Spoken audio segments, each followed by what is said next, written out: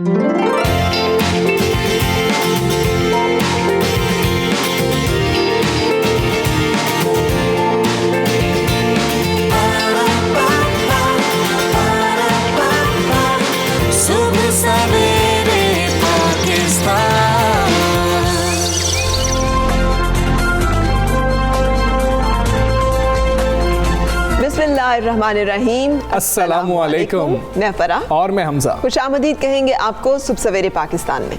और मैं अभी हमजा से पूछ रही थी, और ये मेरा बड़ा फेवरेट क्वेश्चन होता है किसी से भी, कि हमजा आपके ख्याल में ज़िंदगी में प्रायोरिटीज़ की क्या अहमियत है और आपकी प्रायोरिटीज़ क्या क्या है? अच्छा, मैंने एक आर्टिकल पढ़ा, मैं फराग को भी वो बता रहा था, आपसे भी शेयर करता हूँ, जो जिसमें लिखा गया था कि हमारी पहली प्रायोरिटी जब होती है वो होती है पैसा कमाना, करियर, जिसका मकसद क्या है कि पैसा कमाना। दूसरी प्रायोरिटी होती है जब आप पैसा कमा लें तो फिर आपको शोहरत चाहिए होती है कि लोग उसको एक्नॉलेज तो करें, देखें तो सही, देखें सही कि फलां को पैसा तो आया। और तीसरी चीज़ जो होती है वो फिर फैमिली हमारी इसलिए होती है कि जब हम सारा कुछ कर तो फैमिली के लिए ही रहे हैं, तो फैमिली तो हमारे साथ ही रहती है, तो फिर जब ये दोनों चीज़ें होंगी तो फिर हम फैमिली को भी टाइम देंगे। अगर मैं आपकी ये तीन प्रायोरिटीज मान लूँ ना सही, तो फिर भी बड़ी हद तक सही है। अच्छा। गलती ये है कि ये भी नहीं होती।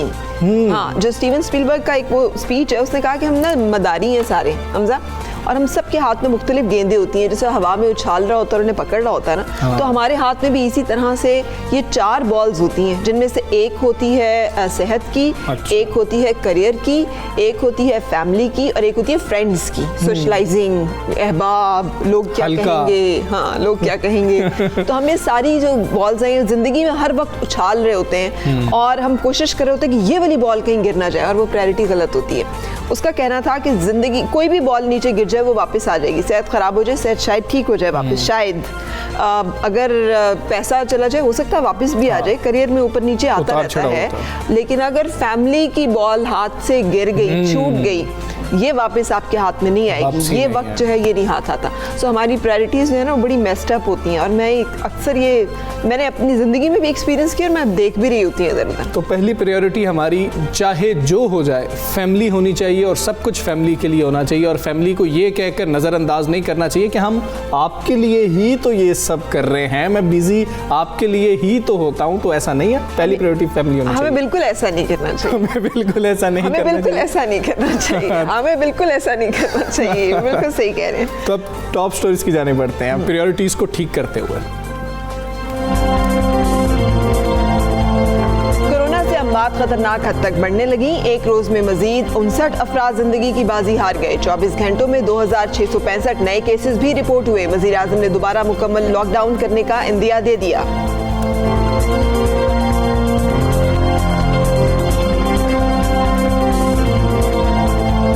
आज बैनुल सूबाई वज़राए तालीम का इजलास हो रहा है, जिसमें वफाकी हुकूमत ये तजवीज़ पेश करेगी कि 25 नवंबर से स्कूल बंद कर दिए जाएं। शफकत महमूद कहते हैं तजवीज़ है कि असातिज़ा स्कूल आएँ, बच्चे ऑनलाइन पढ़ें।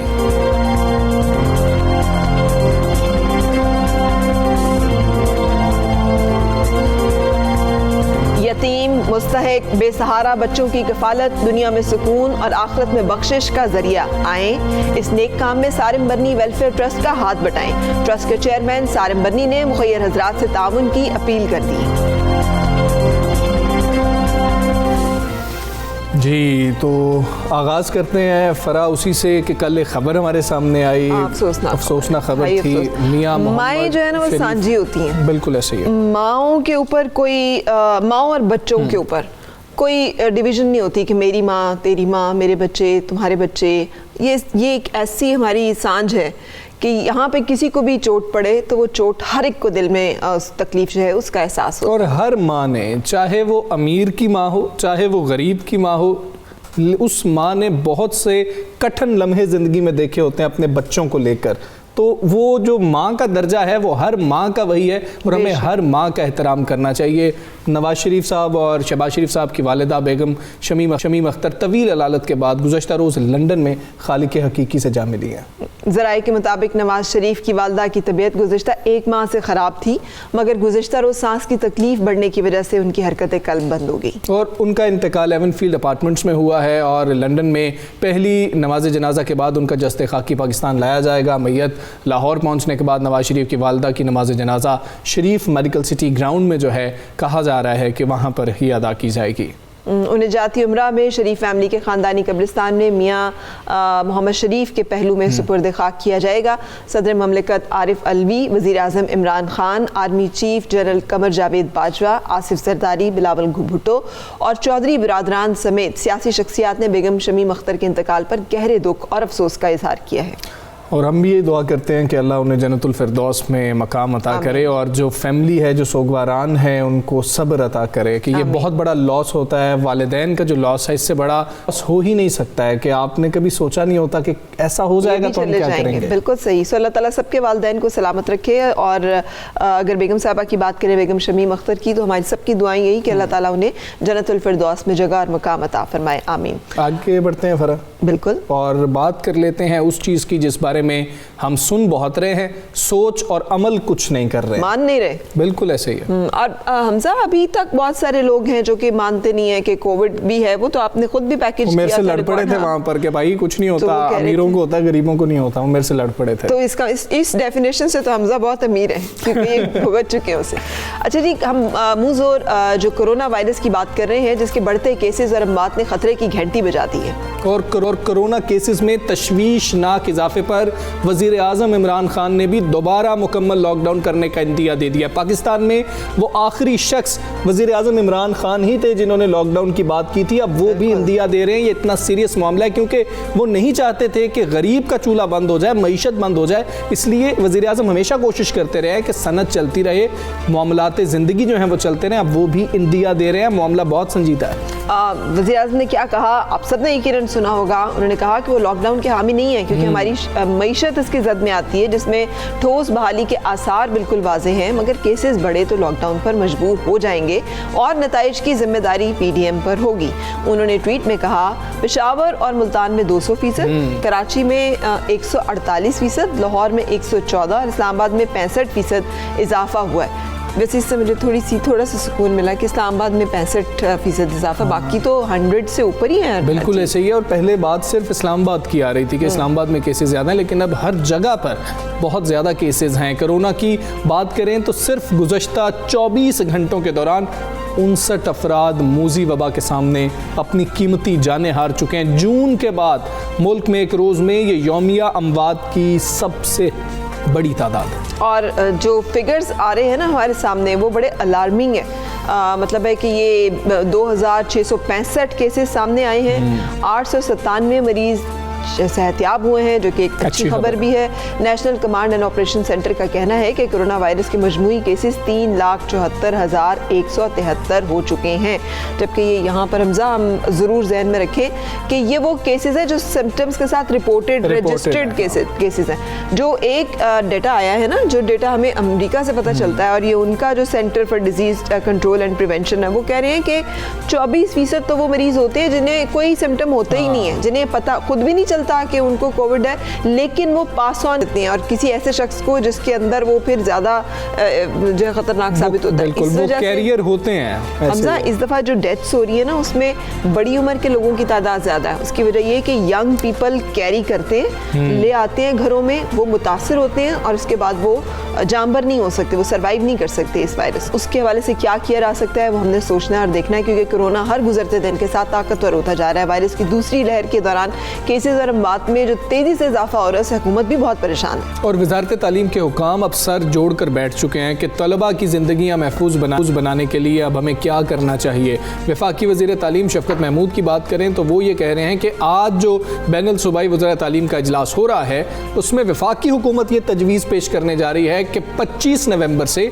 स्कूल बंद कर दिए जाएं। हालांकि कुछ अरसे पहले आपको याद हो ना, तो ये कहा जा रहा था नहीं, स्कूल बंद नहीं होने चाहिए, बहुत ज़्यादा तालीमी लॉस हो चुका है। लेकिन मैंने आपको जैसे बताया था, WHO ने ये रिकमेंडेशन दी थी कि स्कूल बंद करने पड़ेंगे आपको, क्योंकि बच्चे जो हैं वो कैरियर हैं, वो घर ले आते हैं ये वायरस को। आज इजलास में क्या फैसले होंगे वो आपके सामने आएंगे। शफकत महमूद के बकौल तजवीज़ है कि कैंपस के बजाय घर पर पढ़ाई शुरू की जाए, असातिज़ा स्कूल आए, बच्चे ऑनलाइन पढ़ें। और जहां ऑनलाइन का बंदोबस्त नहीं होगा वहां बच्चे एक दिन स्कूल आकर होमवर्क ले जाएं और जाकर काम करें उसके ऊपर। और महकमा तालीम सिंध पहले ही तालीमी इदारे बंद करने की साफ अल्फाज में मुखालफत कर चुके चुका है, बल्कि सिंध सरकार तो ये कह रही थी कि मौसम सरमा की छुट्टियां भी नहीं दी जाएंगी। तो पता नहीं अभी इस हवाले से वो क्या एक मुशावरत होती है बैन सूबाई वज़रा की, ये जो एक आज मीटिंग है बड़ी इंपॉर्टेंट जिसमें फैसले होने हैं।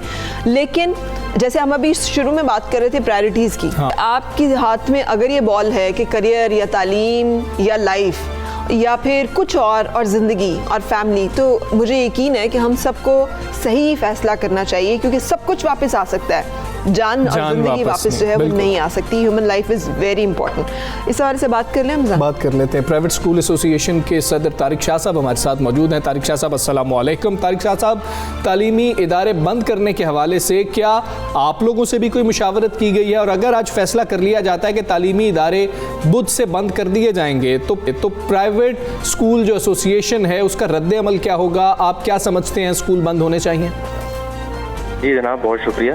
देखें, रद्द अमल तो अभी हम डिसाइड नहीं कर सकते, क्योंकि वो सिचुएशन बेस्ड होगा कि क्या डिसीजन आता है या किस नौइयत का डिसीजन होता है। सेकंड चीज़ ये है कि देखें, स्कूल बंद करने के मुखालिफ हम नहीं हैं, लेकिन अभी इस वक्त नहीं है कि स्कूल बंद किए जाएं, क्योंकि देखें वही बच्चा शादियों में भी जा रहा है, वही बच्चा मॉल में भी जाएगा, वही बच्चा पार्क में जाएगा, वही बच्चा प्लेग्राउंड में जाएगा, तो बच्चा तो सेफ किसी तरह भी नहीं है। तो वाई एजुकेशन के स्कूल के अंदर बच्चा आएगा तो खुदा ना खास्ता कोरोना लगेगा, खुदा ना खास्ता किसी और सिचुएशन बेस भी तो लग सकता है उसको।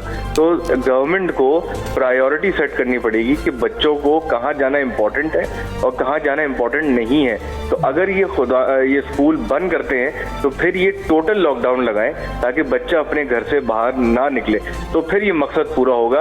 वरना तो फिर सिर्फ स्कूल बंद करना, बाकी मामला में बच्चा हर जगह जाता रहे, तो फिर तो ये मकसद पूरा नहीं हो पाएगा और तालीम वैसे ही हमारी मुल्क में तबाह हो रही है और मजीद तबाह हो जाएगी। लेकिन इस बारे में कुछ गौर किया गया है कि कोई अल्टरनेट तरीका तालीम का ऐसा निकाला जाए कि जिसमें बच्चों को इस तरह गैदर ना होना पड़े और उसके साथ ही मामला चल सके, क्योंकि ये तो अब है, वो जो कह रहे हैं जब तक वैक्सीन्स नहीं आ जाती और मुकम्मल दस्तयाब नहीं हो जाती, हर एक शख्स की पहुंच में नहीं हो जाती, ये मसला तो रहेगा।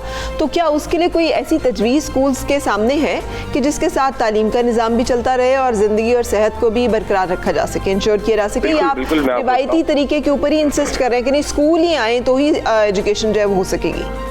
देखिए, इस वक्त टाइम लगेगा, क्योंकि हमारे अनफॉर्चुनेटली मुल्क में मसला ये है कि हमारे बेसिक नेसेसिटीज़ ऑफ एजुकेशन जो ऑनलाइन है वो नहीं है।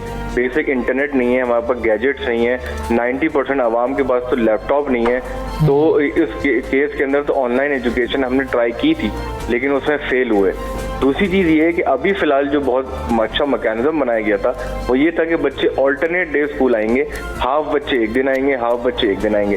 अगर खुदा न खासा सिचुएशन और वर्स होती है तो इसको हम दोबारा से मैकेनिज्म को रिविजिट कर सकते हैं और दूसरा मैकेनिज्म बना सकते हैं। और SOPs को इम्प्लीमेंटेशन स्कूल में जितनी ज़्यादा अच्छी तरह किया जा रहा है, जितना और किसी शोबे में नहीं किया जा रहा। छोटे से छोटा बच्चा भी मास्क पहनकर आता है और अपने टीचर की दी हुई हिदायत को फॉलो करता है। तो अगर खुदा न खास्ता केसेस बढ़ते हैं तो हम SOPs को और मजीद स्ट्रिक्ट किया जा सकता है, बच्चों को और ज़्यादा स्कैटर किया जा सकता है कि वो 3 दिन ना आए हफ्ते में, 2 दिन हफ्ते में आए। तो इस तरह चीज़ें की जा सकती हैं, क्योंकि जब तक फिजिकली बच्चा स्कूल नहीं आता तो हमने यही नोट किया कि वो पढ़ नहीं पा रहा। बिल्कुल ठीक। तारिक शाह साहब, ये फरमा दीजिएगा साथ ही कि काफ़ी स्कूल ऐसे होंगे जो SOPs पर अमल कर रहे होंगे, लेकिन हम ऐसा देख रहे हैं कि इदारे बंद किए जा रहे हैं क्योंकि SOPs पर अमल नहीं हो रहा, वहाँ पर केसेस निकल रहे हैं। तो ये तो अभी तक स्कूल मालिकान जो है खुद मुमकिन नहीं बना सके हैं कि SOPs पर उस तरह से अमल करवाया जाए। और अगर आपने कहा कि शादी ब्याह में बच्चे जा रहे हैं, उसमें प्रॉब्लम यह है कि एक बच्चा अगर वहाँ पर कैरियर है तो बाकी कितने ख़ानदान उसकी वजह से ज़िम्मेदार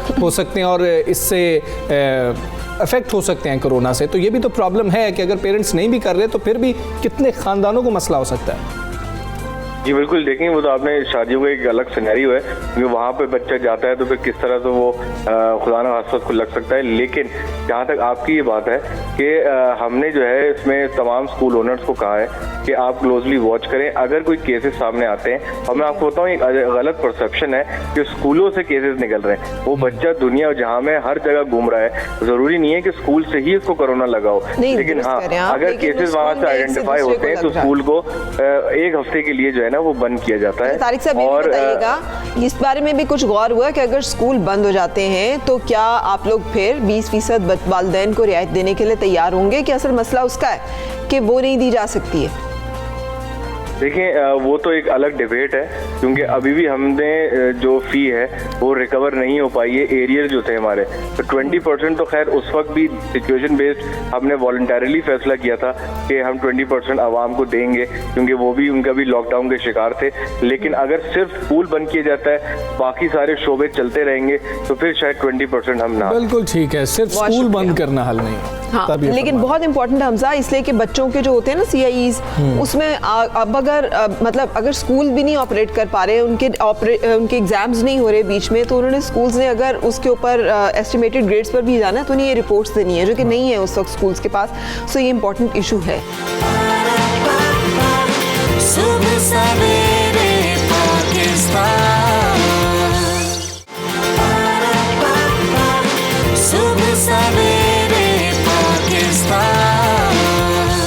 इसी हवाले से बात कर लेते हैं कि कोरोना बढ़ने की वजूहात क्या हैं। Vice chancellor university of health sciences doctor Javed Akram साहब हमारे साथ मौजूद हैं। डॉक्टर साहब अस्सलाम वालेकुम, thank you very much for joining us. Doctor साहब, कोरोना की दूसरी लहर के दौरान केसेस कहा जा रहा है कि ज़्यादा तेज़ रफ्तारी से बढ़ रहे हैं और ज़्यादा संजीदा है ये, आप वजूहात क्या समझते हैं, क्यों ये ज़्यादा सख्त लहर आई है? देखें जी, मेरा ख्याल है कि कोरोना जब से दिसंबर 2019 से मंजर आम पे आया है और उसने जिस भी मुल्क में गया है कोई ऐसा दिन नहीं गुजरा कि एक भी केस ना हुआ हो। तो इसलिए ये तो एक कांस्टेंट फिनोमिनन है। लहर तो जाहिर है एस्केलेट करता है और ये एस्केलेशन इसकी मेनली इस वजह से होती है जब आप SOPs पे इम्प्लीमेंटेशन छोड़ देते हैं, जब आपकी majority of the population abandon कर देती है प्रैक्टिसेस लाइक मास्क को पहनना, सोशल और फिज़िकल डिस्टेंसिंग या अपनी हैंड हाइजीन। ये 3 इम्पॉर्टेंट चीज़ें हैं, बाकी भी चीज़ें इम्पॉर्टेंट हैं, लेकिन ये इंतहाई अहमियत की हामिल हैं और जिसको हम अपनी ज़ुबान में कहते हैं पेंडेमिक फटीग, कि फटीग हो जाते हैं किसी भी वजह से, वो अपनी पॉलिटिकल या सोशल या फाइनेंशियल या एजुकेशनल एक्टिविटीज़ या रिलीजियस एक्टिविटीज़ बहाल करना चाहते हैं, तो ज़ाहिर है there is a cost to pay, क्योंकि हमें पता है ये वायरस जब क्लोज प्रॉक्सिमिटी में लोग होते हैं और अनप्रोटेक्टेड होते हैं मास्क से, तो ये बड़ी रैपिडली फैलती है। और इसीलिए इस वक्त, क्योंकि हालांकि काफ़ी अभी खौफ थोड़ा सा शुरू हुआ है होना, लेकिन अनफॉर्चुनेटली जब तक ये हम उस लेवल पे जाएंगे जैसे हमने पहले इम्प्लीमेंट थोड़े से करा लिए थे, तो कई जानें जा चुकी होंगी। तो इसकी मेन वजह तो यही है कि हम जो अपने आपकी प्रोटेक्शन या अपने इर्द गिर्द के लोगों की प्रोटेक्शन नहीं कर पा रहे। बिल्कुल सही। अच्छा, ये भी फरमा दीजिएगा, इज्तिमात से तो हम गुरेज नहीं कर रहे, मास्क भी हम नहीं लगा रहे, आप क्या देख रहे हैं, आगे क्या हालात आप डेवलप होते हुए देख रहे हैं? खुदा न खास्ता जो वज़ीर आज़म लॉकडाउन की बात कर रहे हैं, आपको नज़र आ रहा है कि हमें वहाँ तक जाना पड़ेगा और ये स्टेप ले लेना चाहिए गवर्नमेंट को? जी, मैं समझता हूँ कि देखें, हर वो स्टेप लेना चाहिए जिसमें ज़िंदगी एक भी बच सके। यहाँ तो हज़ारों ज़िंदगियों का सवाल है। मैं समझता हूँ कि सबसे बड़ी ज़रूरत इस वक्त इस चीज़ की है कि मैं, आप और अवाम नास जो हैं वो अपना बिहेवियरल चेंज लाएं, वो ये समझ लें इस चीज़ को कि ये कोई आने जाने वाली चीज़ नहीं है, इसने रहना है। कम होगी ज़्यादा होगी वो डिपेंड करेगा आपकी डिसिप्लिन पे। और मैं समझता हूँ कि हमें जब तक ये बिहेवियरल चेंज नहीं आएगा कोई गवर्नमेंट भी कामयाब नहीं होगी। और मुझे, आपको, हमारे सियासतदानों को, हमारे रिलीजियस जो हैं लीडर्स और जो एजुकेशनल इंस्टीट्यूट हैं जैसे जहाँ मैं काम करता हूँ, हम सबको ये प्रिपेयर्ड रहना चाहिए नियर नॉर्मल से। अब इसमें एक एक्सट्रीम स्टेप होगा जब गवर्नमेंट, जब हम नहीं अपने आप को डिसिप्लिन करेंगे तो जाहिर है गवर्नमेंट ने ही करना है फिर, और फिर लॉ इन्फोर्समेंट एजेंसीज आएंगी और फिर लॉकडाउन होगा, जिसकी वजह से मईशत बहुत पीछे और मज़ीद चली जाएगी, जो ऑलरेडी हम स्ट्रगल कर रहे हैं। तो ये तो चॉइस हमारी आवाम की है कि वो खुद अपने आप को कर लें, तो इसकी ज़रूरत नहीं पड़ेगी लॉकडाउन की। ठीक है। अच्छा डॉक्टर साहब, आप वैक्सीन जो है की तैयारी के प्रोसेस में भी शामिल हैं, आपकी यूनिवर्सिटी जो है यूनिवर्सिटी ऑफ हेल्थ साइंसेज, बल्कि एक्सपेरिमेंटेशन जो हो रही है, वैक्सीन के ट्रायल्स हो रहे हैं, उसमें भी इन्वॉल्व है। मैंने ये भी सुना है कि आपने खुद भी वो वैक्सीन जो है वो लगवाई है, क्या इसमें कोई सदाकत है? और दूसरा, वैक्सीन को लेकर मुख्तलिफ जो कॉन्ट्रोवर्सीज हैं जैसे कोविड को लेकर हैं कि ये तो आपके RNA या DNA में कुछ जेनेटिक चेंजेस कर देगी एंड इट्स नॉट रिकमेंडेड, और ये तो बड़ी खतरनाक है। जो लोग जैसे पोलियो के ड्रॉप्स को भी बाज़-औक़ात कॉन्ट्रोवर्शियल बना देते हैं, इसके बारे में भी हमें बताइएगा, और कब तक हमें वैक्सीन पाकिस्तान में मिल जाएगी? लेकिन आई विश कि मैं लगा सकता, क्योंकि मेरा प्रॉब्लम यह है कि मैं एक पीआई हूँ, प्रिंसिपल इन्वेस्टिगेटर, और प्रिंसिपल इन्वेस्टिगेटर को because of conflict of interest allowed नहीं है, लेकिन मेरी तमाम फैमिली ने, मेरी वाइफ ने, मेरे बच्चों ने, सब ने लगवाई है। और सेंसिबल यही चीज़ है कि हम लगवाएं, क्योंकि इसका देखें पेंडेमिक का जब भी खात्मा होना है नेचुरली ये वैक्सीन से ही होना है, और उस वक्त होना है जब से 30 से 40% आबादी हमारी वैक्सीनेट हो चुकी होगी। और ये जब जहाँ तक वैक्सीन है, हम 2-3 वैक्सीन पे काम कर रहे हैं। एक फ्लिंडर्स यूनिवर्सिटी ऑस्ट्रेलिया के साथ हमारा इश्तराक है, जो ट्रांसफ़र ऑफ टेक्नोलॉजी हम कर रहे हैं।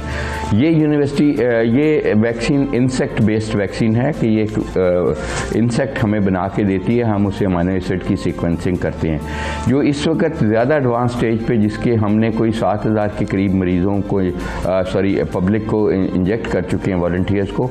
वो कैंसिनो की है, ये कनाडा और चाइना की कंपनी है कैंसिनो, जिसके इश्तराक से बनी हुई है। ये वैक्सीन फेज़ 3B ट्रायल में है, यानी कि इसके बाद इसने मार्केट में आ जाना है। और जैसे आपने कहा, मैं ये बता दूं कि ये वैक्सीन हो गई या मॉडर्ना की हो गई या फाइज़र की हो गई या इवन एस्ट्राजेनेका की ऑक्सफोर्ड यूनिवर्सिटी वाली हो गई, ये तमाम वैक्सीन्स वायरस को नहीं टारगेट करते। जो आप कह रहे हैं ना कि आरएनए, ये ऑब्वियसली आरएनए वायरस है, लेकिन इसके ऊपर जब आप फोटो देखते हैं तो स्पाइक्स देखते हैं, कांटे देखते हैं। ये सारी की सारी एस प्रोटीन्स को, जो कि ग्लाइकोप्रोटीन है स्पाइक्स में, उसको टारगेट करते हैं। और ये वायरस के अंदरूनी हिस्से को बिल्कुल टारगेट नहीं करते, वायरस को ख़त्म नहीं करते, वायरस की स्पाइक प्रोटीन ख़त्म करते हैं। स्पाइक प्रोटीन से ये बॉडी में एंटर होती है लंग्स के ज़रिए ACE2 रिसेप्टर। जब स्पाइक प्रोटीन ही नहीं रहती तो नहीं। और अभी तक जो हमने इंजेक्ट किया है, अल्हम्दुलिल्लाह बहुत अच्छी रिस्पॉन्स आई है, बड़ी अच्छी प्रोटेक्शन आ रही है लोगों में, और without any side effect, hardly any 5% को सिर्फ फीवर वीवर हुआ है, वरना ये एब्सोल्युटली सेफ। बड़ी अच्छी बात है। और ये आई एम श्योर कि ये डॉक्टर साहब वैक्सीन जो है इतनी इफेक्टिव होगी कि एक दफा लगवा ली तो फिर सारी जिंदगी के लिए क्योर हो गई। टाइमली कोई टाइम बीइंग इसका होगा, 1 महीना? मेरा नहीं ख्याल, जो हमारा ख्याल है कि 1 साल के अंदर दोबारा एक दफा आपको बूस्टर लगवाना पड़ेगा। बहुत शुक्रिया, थैंक यू सो मच, आप हमारे साथ रहे, हमें अपडेट किया। मैं तो बड़ी एक्साइटेड हूँ इस खबर को सुन के, इसलिए बहुत डरी हुई थी। ये जो खबरें आती है ना, लोग बेपड़ की भी उड़ा देते हैं। नहीं, बैठे बैठे थड़े पे बैठे हुए बात कर देते हैं, और वो फिर सीना बसीना बात इतनी फैल जाती है कि वो सोशल मीडिया पर कई खबरें लग जाती हैं। तो उस पर भी आपने जो है ना गौर नहीं करना, जो डॉक्टर हज़रात कह रहे हैं उस पर अमल करना है। अब हम एक ब्रेक की जानिब बढ़ेंगे।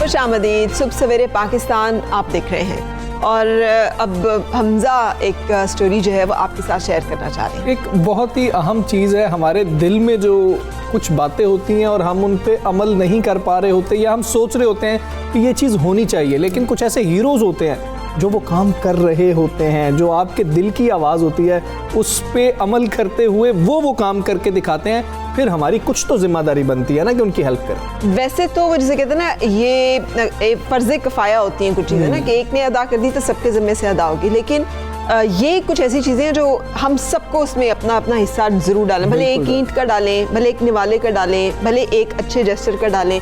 हम तो वो लोग हैं जिनको कहा गया है कि मुस्कुराना भी सदका है। बिल्कुल तो अगर हम एक अच्छी मुस्कुराहट है हमारे पास सिर्फ देने के लिए, तो वो भी दें, उसके बारे में भी जनरस हों। हम बात कर रहे हैं यतीम, मुस्तहिक और बेसहारा बच्चों की कफालत की, जो दुनिया में सुकून भी है और आखिरत में बख्शिश का जरिया भी है। और आएँ इस नेक काम में सारम बर्नी वेलफेयर ट्रस्ट का हाथ बटाएं। ट्रस्ट के चेयरमैन सारम बर्नी ने इस सिलसिले में मुखय्यर हजरात से ताउन की अपील किया। उन्होंने अपने वीडियो पैगाम में कहा है कि इदारे को मुख्तलिफ प्रोजेक्ट समेत नौमौलूद बच्चों की बेहतर निगहदाश्त के लिए इमारत और जगह की अशद ज़रूरत है। उन्होंने ये भी कहा है कि बच्चों को रखने के लिए इंक्यूबेटर्स की ज़रूरत है। आगे बढ़ें और सारम बर्नी ट्रस्ट की मदद करें। सारम बर्नी जो है ना, एक बड़ा जाना पहचाना नाम है जब बात होती है लोगों की, गरीबों की मदद करने की।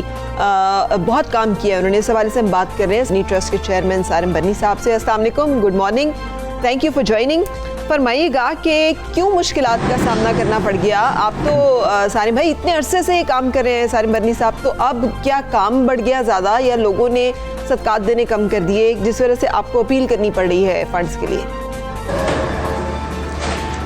नहीं, देखें, लोग फंड्स भी देते हैं, काम तो यकीनन बढ़ गया है और हर इदारे का बढ़ गया है, लेकिन मसला सबसे ज़्यादा ये है कि हमारे मुल्क में इस वक्त ज़मीन इतनी महंगी हो गई है कि इन बच्चों के लिए ज़मीनें ख़रीदना, अगर सारा पैसा ज़मीन ख़रीदने में लगा देंगे तो फिर किस तरीके से आगे हम चल सकेंगे। महदूद वसाइल होते हैं, एक लिमिटेड पैसे आ रहे होते हैं, तो और लोगों को, मैं नहीं चाहता कि मैं अपने उससे जो मेरे चंद डोनर्स हैं मैं उन्हीं पर जोर रखूँ। तो मैंने एक अपील चलाई कि अगर इन बच्चों के लिए अच्छी ज़िंदगी चाहते हैं तो हमारा साथ दें। अब देखिए, हम लोग अक्सर जब ये बच्चे लोग कचरे कुंडियों में फेंक देते हैं, छतों से फेंक देते हैं, फिर हमें दुख होता है, अफसोस होता है और हम सोचते हैं कुछ करें।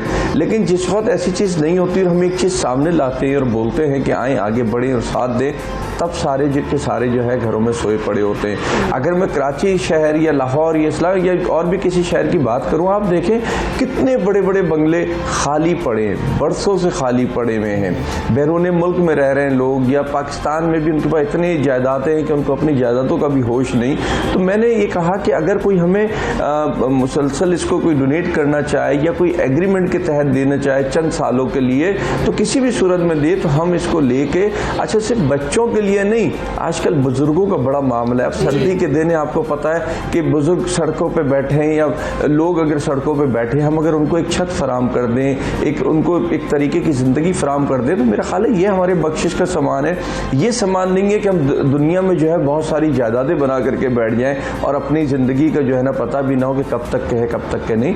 तो एक कोशिश कर रहे हैं कि लोग हमारा साथ दें, मुल्क भर के अंदर हमारा साथ दें। किसी के पास जगह है या कोई फाइनेंशियली हेल्प कर सकता है, तो हम इन लोगों के लिए बेहतर से बेहतर ज़िंदगी बना सकें। फिर वो माएँ जिनके बच्चे हैं, शौहरों ने छोड़ दिया, या शौहर भी हैं और बच्चे घर में, छोटे छोटे मासूम बच्चे घर में रहते हैं, अक्सर हादसे का भी शिकार आपने देखा है, तो हमारे पास इंस्टीट्यूट में सुबह से शाम तक छोड़ जाएं या 24 घंटे के लिए छोड़ जाएं, जैसे उनकी ड्यूटी है वो करके आएँ और अपने बच्चों को लें और जो है ना अपनी ज़िंदगी गुजारें। तो लोगों को फैसिलिटेट करें, लोगों की ज़िंदगी को आसान करें, ना कि हम ऐसे हादसात हों तो हम रोएं धोएं अफसोस करें और फिर कहें देखो पाकिस्तान में क्या हो रहा है। पाकिस्तान में जो कुछ हो रहा है, मैं समझता हूँ हमारी गफलत की वजह से हो रहा है, हमारी नाअहली की वजह से हो रहा है। हमें आगे बढ़ने की अब ज़रूरत है। बिल्कुल। सारिम बरनी साहब, ये फरमा दीजिएगा कि इस कोशिश के बाद, इस अपील के बाद रिस्पांस कैसा रहा, और गवर्नमेंट की तरफ से भी बताइएगा कुछ मदद की जाती है, की जा रही है उस हवाले से? गवर्नमेंट से हमने भाई कभी मदद खुद बोला नहीं, हाँ कभी कभी कह देते ज़मीन के लिए, लेकिन गवर्नमेंट को अगर लगता है कि हम कोई भलाई का काम कर रहे हैं, कोई बेहतरी का काम कर रहे हैं, तो गवर्नमेंट आगे बढ़े, अपनी खुशी से हमें दे। हम उसकी रिक्वेस्ट क्यों करें, हम क्यों उनके आगे पीछे घूमें? इसके लिए हम अपनी कौम से ना मांगें, हम अपनी कौम से ना बोलें जिसने आज हमें यहाँ तक क्या पहुँचाया, हमारा इतना साथ दिया है। तो मैं तो अपनी कौम से ही रिक्वेस्ट करता हूँ, अपील करता हूँ कि हमारा साथ दें। और अगर गवर्नमेंट या किसी भी ऐसे शख्स को, मेरा दोस्त है या दुश्मन है, किसी कोई बात अच्छी लगती है, दर्द महसूस होता है, वो हमारा साथ दे, वो आगे बढ़े, क्योंकि नेकी का काम है, इसमें कोई मेरी ज़ात इन्वॉल्व नहीं है। बिल्कुल सही, बिल्कुल सही। ये भी बताइएगा सारिम साहब कि आपकी मुख्तलिफ वीडियोज़ जो है वो वायरल होती रहती हैं। अभी पिछले दिनों भी एक वीडियो में देख रही थी जिसमें एक बच्ची है छोटी सी, जिसके जिस्म पे आप सिगरेट के निशान जो है वो दिखा रहे हैं कि इसको दागा गया है या इसको किसी शख्स ने डेलिबरेटली जो है तशद्दुद किया है। वो क्या केस है और किस तरह के बच्चे आपके पास यहाँ पर आपकी अंडर प्रोटेक्शन है, और कितनी तादाद में हैं ये बच्चे जो कि इस वक्त आपकी ज़ेरे कफ़ालत हैं? देखिए, रोज़ाना तादाद तो हमारी चेंज होती है, क्योंकि गुमशुदा बच्चे भी आते हैं, जैसे लवाकिन मिलते हैं चले जाते हैं, लेकिन नॉर्मली एक वक्त में हमारे पास 50, 60, 70 बच्चे मौजूद होते हैं हमारे पास, और वो बच्चे इसी तरीके से आते जाते भी हैं, और जो मुसलसल रहते हैं उसमें वो भी मौजूद होते हैं। अच्छा, वो जो बच्ची आई थी वो हमें हैदराबाद से चाइल्ड प्रोटेक्शन ब्यूरो ने दी थी। वो बच्ची उन्हें मिली थी, काफ़ी कोशिशें उन्होंने की, लवाकिन नहीं मिले तो फिर हमारे पास भेजी, हमने भी अपनी कोशिश की, लेकिन अफसोस, पता नहीं अफसोस कहूँ या नहीं कहूँ, क्योंकि हो सकता है भलाई उसी में हो उसकी कि वो उस जगह ना जाए। मुझे नहीं पता कि ये तशद्दुद घर में हुआ मुझे नहीं पता कि ये तशद्दुद जब वो घर से निकली है, किसी के हाथ चढ़ी है या कि क्या था क्या नहीं था, अल्लाह आलम, तो उधर हुआ। तो मेरा ख्याल है कि अल्लाह की हर काम में बेहतरी होती है, लेकिन उस बच्ची को या ऐसे बच्चों को अच्छी ज़िंदगी देने के लिए लोगों का साथ चाहिए ना। इसीलिए मैंने ये अपील चलाई है, लोग हमारा साथ दें। सिर्फ कराची शहर नहीं, एक एक गली के अंदर, एक एक महल्ले, एक एक शहर के अंदर हमारे सेंटर्स होने चाहिए कि हम ऐसे बच्चों को जो है ना अच्छी ज़िंदगी दे सकें, बुज़ुर्गों को, मासूम लड़कियों को, उन बच्चियों को जिन्हें घर से मार पीट के निकाल दिया जाता है, जिन्हें ज़हनी मरीज़ कह के निकाल दिया जाता है, जिन्हें शौहर बेयारो मददगार छोड़ देते हैं, तो उनके लिए एक ऐसा शेल्टर होम जिधर उनकी इज्जत ज़िंदगी महफूज हो, वो मकसद वहाँ रहने वाली बच्ची। अल्हम्दुलिल्लाह हमने बहुत इसमें सख्ती को या उसूल को, बड़े उसूल रखे हैं, बड़ी सख्ती की भी है कि वहाँ पे किसी की आमदरफ्त नहीं है किसी भी किस्म के शख्स की। तो उससे अल्लाह का शुक्र है कि अच्छी रेपुटेशन है हमारी। तो मैं ये चाहता हूँ कि हमारी बच्चियों को जो डर के इदारों से भागती हैं, उनका जो है ना भरोसा हो, वो इदारा नज़र आए और अपने आप को सड़क पे या किसी गलत हाथ में चढ़ाने के बजाय उस इदारे में जाके अपने आप को महफूज करें। कैसे लोग हेल्प करें, कैसे हेल्प करें लोग आपको? आपने उसके सिलसिले में क्या गाइडलाइंस दी हैं? कोई थोड़ा सा भी देना चाहिए या ज़्यादा देना चाहिए, तरीकाकार क्या है? मेरी बहन, लोग देखे, मैंने कहा ना, ज़मीनों पे ज़मीनें लिए जा रहे हैं, बेंगलोस पे बेंगलोस लिए जा रहे हैं, जायदादों पे जायदाद। अल्लाह उन्हें बहुत दे, मैं नहीं कहता, अल्लाह उन्हें बहुत दे। और मैंने ऐसे भी देखे फिर वो छोड़ के चले जाते हैं, और जिनके लिए रख के जाते हैं वो आपस में एक दूसरे का खून कर रहे होते हैं और एक दूसरे की ज़िंदगियों के दुश्मन बन जाते हैं। तो मेरा अपना ख्याल है, ख़ास तौर पर सबसे पहले उन लोगों को सोचना चाहिए कि कितना मुझे अपनी औलाद के लिए देना चाहिए और कितना मुझे अल्लाह की राह में खर्च करना चाहिए। लोग ज़मीन दें, लोग बने हुए घर दें, लोग बिल्डिंग्स दें, मुझे नहीं दें, इदारे को दें। ये इदारे की प्रॉपर्टी बनती है, ये इदारा जिम्मेदार होता है। कल अगर मैं चला गया तो ये मेरे बच्चों की प्रॉपर्टी नहीं होगी, ये इदारे की प्रॉपर्टी होगी, ये इदारा ही चलता रहेगा, चलाता रहेगा। लोगों को अगर अच्छी ज़िंदगी हमने दे दी तो मेरा ख्याल है कि वो दौलत जो हमने छोड़ के जानी है वो काम नहीं आनी। अच्छी ज़िंदगी अगर हमने दे दी तो वो दौलत हम लेके जाएंगे जो हमारे काम आएगी। तो हमें उस तरफ बढ़ना चाहिए। और लोग हमारे साथ अगर वो पार्टनरशिप में भी चलना चाहते हैं तो हम अपना नाम उनको देते हैं, हम अपना सिस्टम बना के देते हैं, हम अपना सिस्टम चलाते हैं। हमारे साथ वहाँ सरबरा की हैसियत में रह के लोगों को अच्छा होता है ना, हाय हमारी जायदाद कोई ना खा जाए। तो हमें किसी की जायदाद नहीं खानी, अपनी जायदाद पे खुद काबिज रहें, लेकिन उन बच्चों को हम ला के दें और उनको अच्छी ज़िंदगी की तरफ लेकर के जाएं। बड़ा नेकी का काम आप कर रहे हैं, बड़ा खैर का काम कर रहे हैं सारे बर्नी साहब, बहुत शुक्रिया। बहुत शुक्रिया। विल स्मिथ फिल्म है, मुझे बहुत पसंद है। वो ये फिल्म में एक कहानी होती है और उसमें उसका जो अच्छी चीज़ लगी मुझे वो ये है हमजा कि वो रात को बाप बेटे ने घर किसी जगह गुजारनी होती है तो वो एक इस तरह के शेल्टर होम्स हैं कि वहाँ रात में आप जा सकते हैं, you can spend the night और फिर सुबह जा सकते हैं। तो इस तरह की बहुत सारी जगह हैं जहाँ पर हम सबको काम करने की ज़रूरत है। और अब तो बुज़ुर्ग जितना वो कह रहे थे ओल्ड एज होम्स का जो अब कल्चर आ गया, अफसोस के पाकिस्तान में ये कल्चर बहुत ज़्यादा हो गया। लेकिन अब क्योंकि ऐसा है तो लोग खुद अपने बुढ़ापे के लिए ही सोचते हुए जो है ना इनकी कुछ हेल्प करें। और हम एक ब्रेक की जानिब बढ़ेंगे।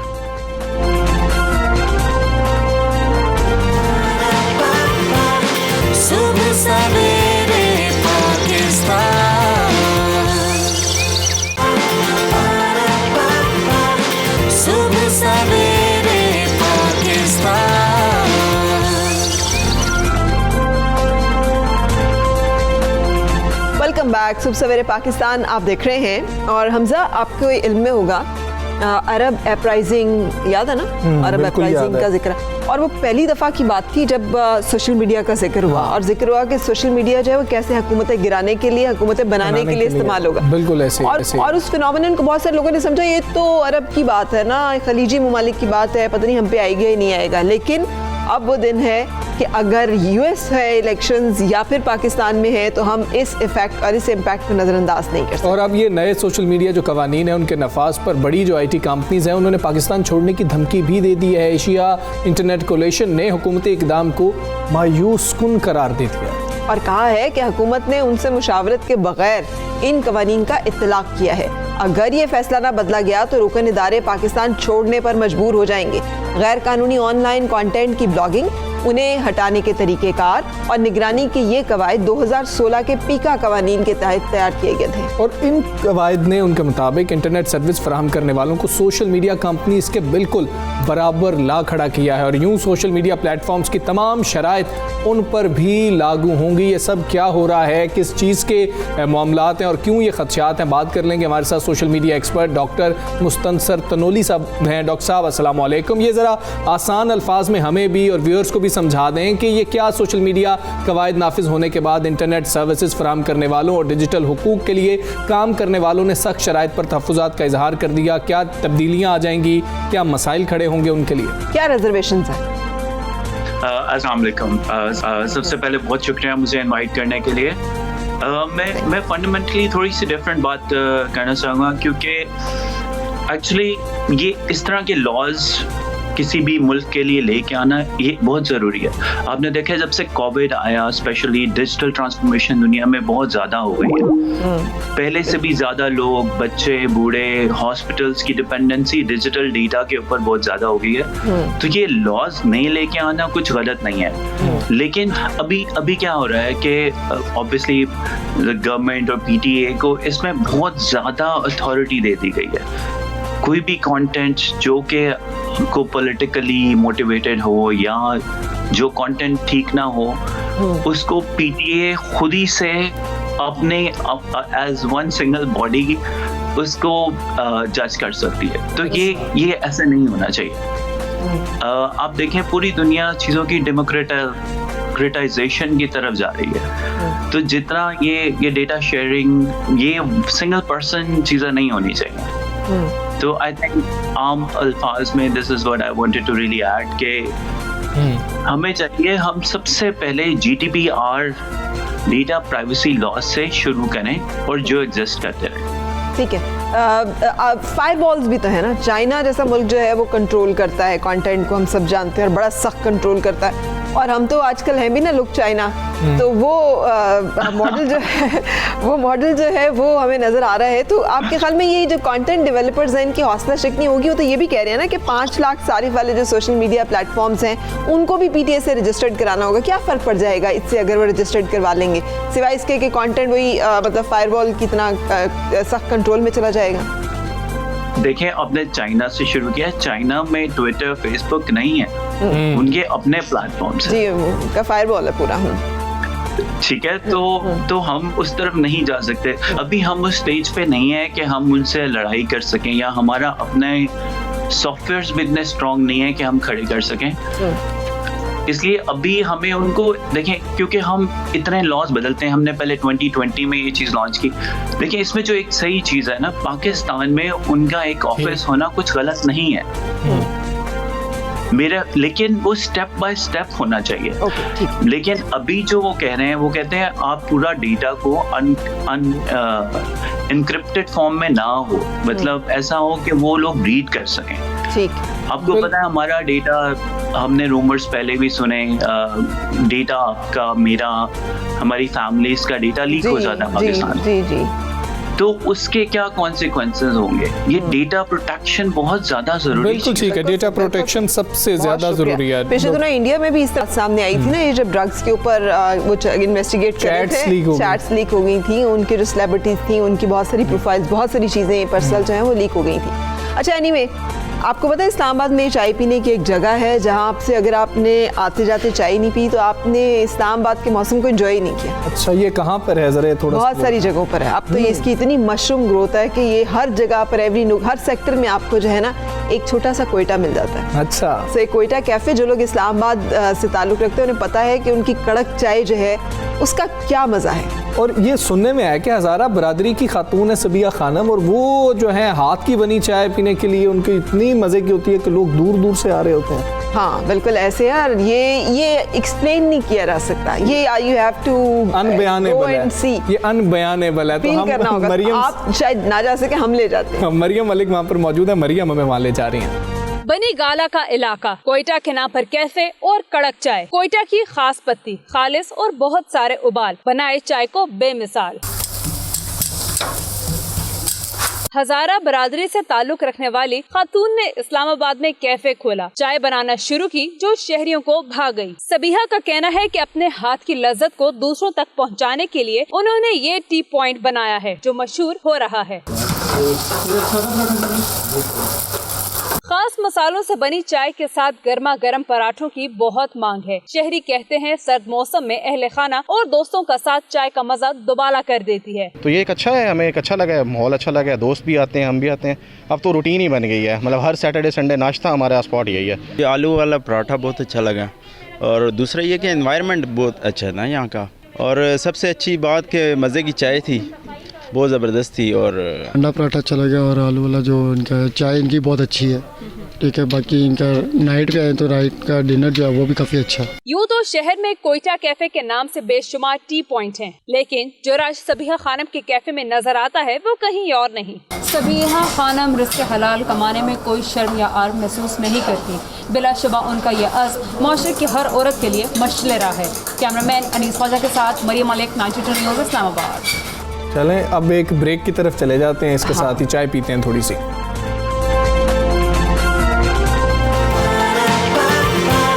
सुबह सवेरे पाकिस्तान, सुबह सवेरे पाकिस्तान।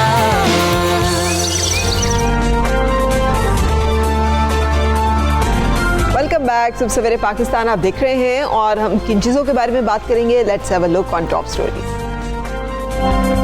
पाकिस्तान की बड़ी कामयाबी, फेफड़ों में कोरोना वायरस की तशखीस का जदीद आला तैयार कर लिया। ड्रग रेगुलेटरी अथॉरिटी ने तशखीसी डिवाइस कोवरेड के मंजूरी दे दी।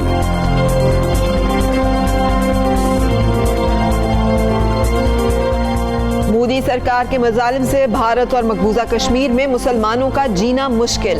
मकबूजा वादी के जंगलात में कई दहाइयों से आबाद मुसलमानों के घर गिरा दिए गए। कहर ढाती सर्दी में लोग बेघर हो गए।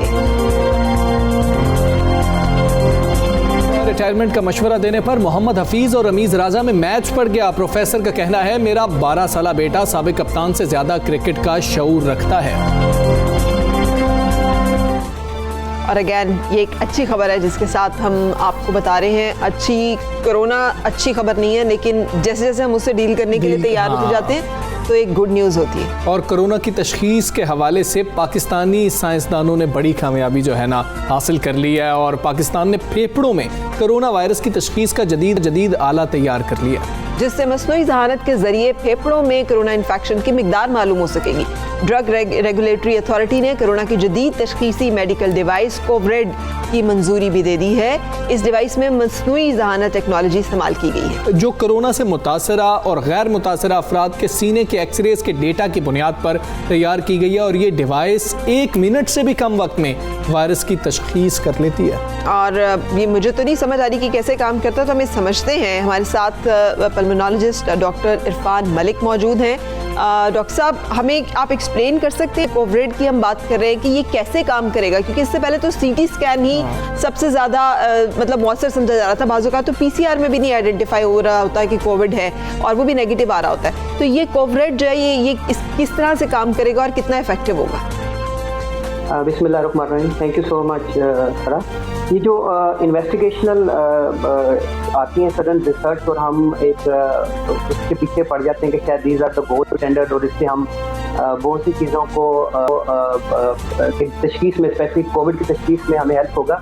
ये याद रखें कि ये शुरू में एज अ पायलट प्रोजेक्ट आते हैं। जो आपकी बात रही, मैं बड़ा हैरान हुआ कि आपने बात बिल्कुल ठीक कही कि जो HRCT टेस्ट है अभी भी वो हम ये समझते हैं एज अ पल्मोनोलॉजिस्ट कि वो सबसे ज़्यादा सेंसिटिव, लेकिन प्रॉब्लम ये है कि उसकी कॉस्ट बहुत ज़्यादा है, उसकी अवेलेबिलिटी जो है वो हर जगह पे नहीं है। तो ये जो टेस्ट की आप बात कर रहे हैं इसका फ़ायदा ये है कि एक तो ये एक्सरे के थ्रू ही स्कोरिंग करता है और ये ऑलमोस्ट हर जगह पे अवेलेबल हो सकता है।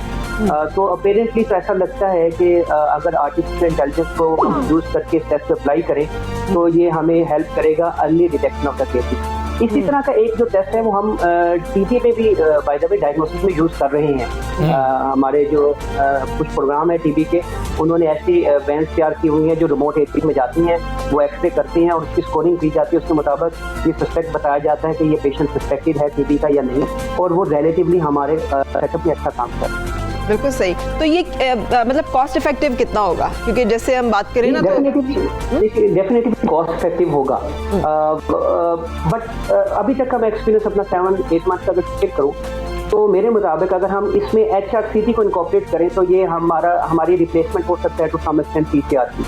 और बट HRCT की अवेलेबिलिटी जो है वो आपको पता है मेजर सिटीज में तो है, लेकिन जो लॉन्ग एरिया वहाँ पे रिलेटिवली कम है।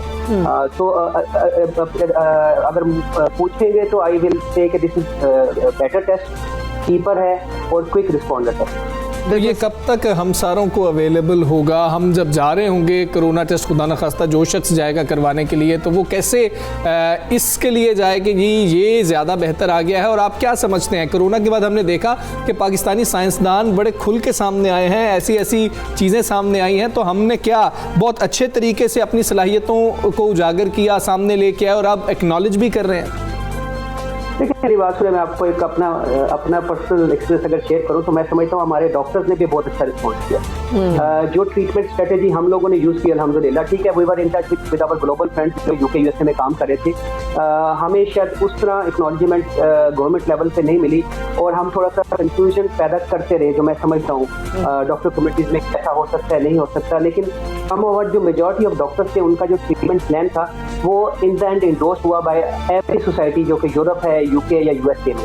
हमारा अनफॉर्चुनेटली प्रॉब्लम ये है कि हम थोड़ा सा कॉम्प्लेक्स का शिकार हैं, समझते हैं जो बाहर से चीज़ आ रही है उसी को वही बेस्ट है। हमारे डॉक्टर्स जो हमारी कम्युनिटी में उनका उतना IQ लेवल नहीं है, लेकिन ये कोविड ने एक बात साबित कर दी है कि जो हमारे डॉक्टर्स हैं, हमारे जो साइंटिस्ट हैं, उनका माइंड भी इक्वली गुड है। और ये याद रखिए कि ये डिजीज हमारी और यूरोप में ऑलमोस्ट 2 से 3 महीने के गैप के डिफरेंस से है।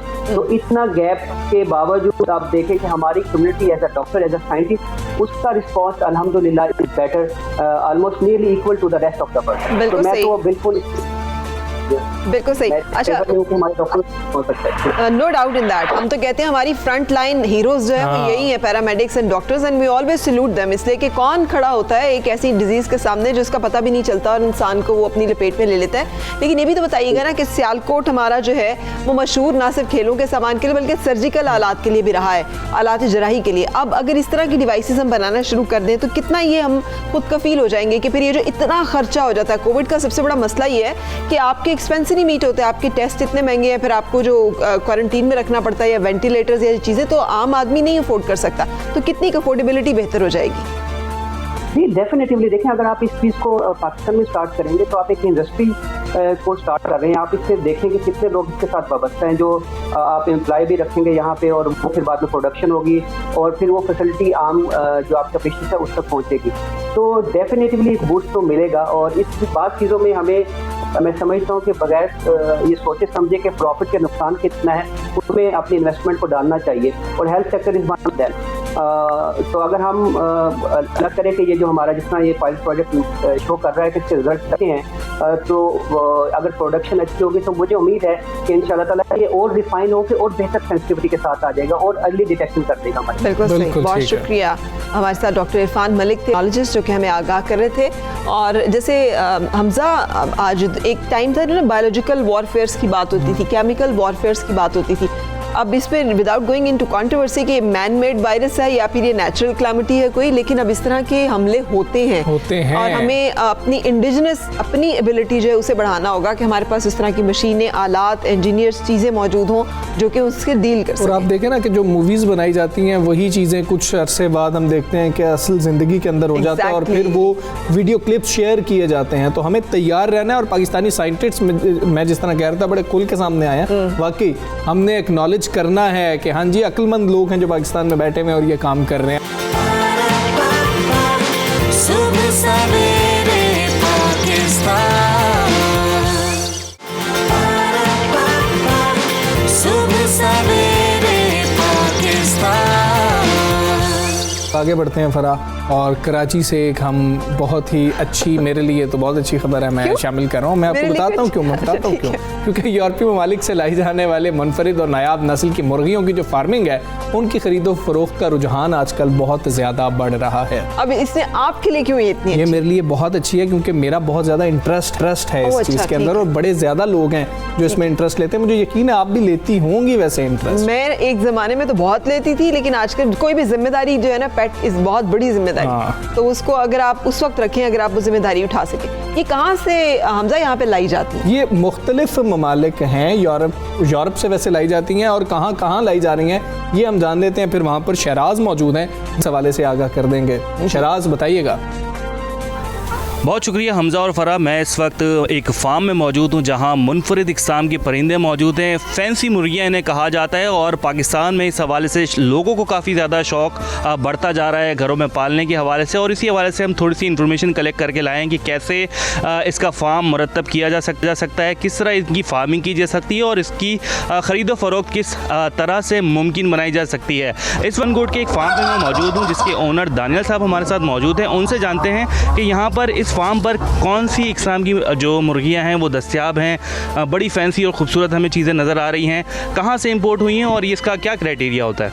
जी, हमारे पास ये जितनी भी फैंसी मुर्गियाँ हैं सारी ये यूरोप से आई हुई हैं, डिफरेंट कंट्रीज से, कुछ रोमानिया, कोई बेल्जियम, कोई जर्मनी, वहाँ से हम इनको इंपोर्ट करवाते हैं, यहाँ पे सेल भी करते हैं और इनकी थोड़ी सी ब्रीड भी करवाते हैं। टेम्परेचर हमारे यहाँ बहुत ज़्यादा पीक पे रहता है, कभी गर्मी तो कभी बहुत ज़्यादा सर्दी, किस तरह से आप लोग इसको मैनेज करते हैं? हाँ, बेसिकली इनकी डाइट प्लान चेंज करना पड़ता है वेदर के हिसाब से, क्योंकि देखें जिस तरह आजकल जो हमारा वेदर है कराची का तो बेस्ट है इनके लिए, थ्रू आउट 4-5 महीने इनका कोई इतना इशू नहीं है। लेकिन जब गर्मियाँ आती हैं तो फिर हम इनको इलेक्ट्रोलाइट ज़्यादा देते हैं, इनकी फीड बंद कर देते हैं, ज़्यादातर ग्रेन्स पे इनको रखते हैं। अच्छा, प्राइसिंग सबसे बड़ी बात जो होती है कि क्या प्राइस होती है इनकी, कितनी रेंज में दस्तयाब होती हैं? डिफरेंट है, कोई ब्रीड है तो तकरीबन 15 से 20 हज़ार रुपये का भी पीस है, और जो सबसे एक्सपेंसिव है वो 70 to 80,000 पर पीस भी है। बहुत शुक्रिया, दानिया साहब हमें बता रहे थे और इन्फॉर्मेशन दे रहे थे कि किस तरह इन बर्ड्स की केयर की जा सकती है, कहाँ से ये इंपोर्ट हो रही हैं और यहाँ से सेल परचेज़ भी की जा सकती हैं। घरों में भी मुनासिब टेम्परेचर को कंट्रोल करके इन्हें पाला जा सकता है, रखा जा सकता है, जिससे न सिर्फ लोगों को जो शौक़ है वो पूरा होगा, बल्कि छोटी मोटी अर्निंग भी जो है वो मुमकिन बनाई जा सकती है। शराज ने सब कुछ बता दिया, ये नहीं बताया कि जो 70,000 वाली है वो क्या सोने के अंडे देंगी। इसलिए कि मुर्गी को रखने का जो कॉन्सेप्ट है ना वो अंडों के साथ कि ये कौन सी वाली बड़ा अंडा देती है, कौन सी वाली ज़्यादा अंडे देती है, कौन सी वाली जो है वो उसका गोश्त ज़्यादा जो है जल्दी आप खा सकते हैं। हमारे यहाँ मुर्गी का कॉन्सेप्ट है ना वो इन्हीं खाने पीने से, हमारा खाने पीने से हाँ, तो हमने वरना हम फैंसी चीज़ें जब रखते हैं, लेकिन बड़ी बात है कि लोग फैंसी मुर्गियाँ जो हैं वो भी रख रहे हैं। बड़ी खूबसूरत थी, बड़ी अच्छी लग रही थी, मुझे तो बड़ा मज़ा आ रहा था देख के कि यार वाह क्या चीज़ है। और इसमें मैं शराज से ना मज़ीद बात भी करूँगा। अच्छा, हमसा को ना मज़ा आने वाली चीज़ें बहुत अच्छी लगती हैं।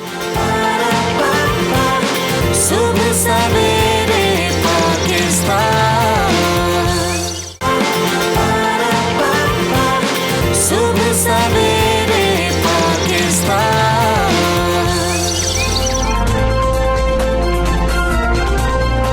वेलकम बैक, सुबह सवेरे पाकिस्तान आप देख रहे हैं। और एक हमने हेडलाइंस में, टॉप लाइंस में भी, टॉप स्टोरीज में भी आपके साथ जिक्र किया था, कश्मीर में जो मजालिम है उनका सिलसिला ख़त्म होने में ही नहीं आता। एक के बाद एक दास्तान ऐसी सामने आती है जो इंसान को उसकी जो खौफनाकी है वो हमें सोचने पर मजबूर कर देती है कि कितना कोई बेरहम और सख्तदिल हो सकता है। मोदी सरकार मकबूजा कश्मीर के निहत्ते मुसलमानों पर जुल्म ढाने के नित नए तरीके और बहाने ढूंढती रहती है। और ये ताज़ा जो कार्रवाई है ज़िला इस्लामाबाद के इलाके पहलगाम के जंगलात की अराजी पर आबाद कबायली ख़ानदानों के आर्जी घरों को अब गिराया जा रहा है। और गिराए गए घर साल से गुज्जर और बकरवाल बरादरी है वो वहाँ पर मुकीम है, उनके कब्ज़े में है। और मकामी हुकाम इस जालिमाना इक़दाम का जवाज़ ये दे रहे हैं कि जम्मू कश्मीर हाई कोर्ट ने जंगलात में 2500 कनाल से ज़्यादा अराजी पर नाजायज़ कब्जे और तजावुज़ात को हटाने का हुक्म दिया था।